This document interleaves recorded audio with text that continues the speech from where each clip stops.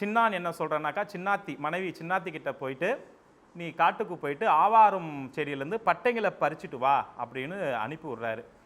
இந்த அம்மா ஆவாரம் பட்டை எடுக்கிறதுக்காக வராங்க. வரும்பொழுது திடீர்னு ஒரு வீருன்னு ஒரு குழந்தை அழற சத்தம் கேட்குது. என்னன்னு பார்த்தாக்கா, அந்த வீதி மரத்து கீழே நாகப்புத்து பக்கத்தில் ஒரு குழந்தை இருக்குது.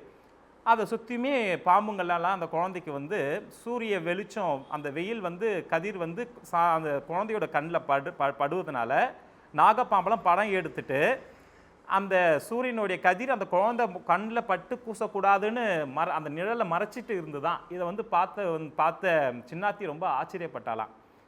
அவங்க 2 பேருக்குமே குழந்தை இல்லாமல் தான் இருந்தாங்க. இப்படி ஒரு நடு கானகத்தில் இப்படி ஒரு அதிசய குழந்தை இருக்கே சொல்லிட்டு அந்த குழந்தைய எடுத்து வாரி அணைச்சாலாம். அணைச்ச உடனே அந்த குழந்தை அழுதுதான், பசியில் அழுதுட்டு இருந்துதான். அப்போது திடீர்னு தானாகவே அந்த சின்னாத்தி அம்மாவுக்கு அவங்களுடைய மார்பில் தானாகவே பால் சுரக்க ஆரம்பிச்சுதான்.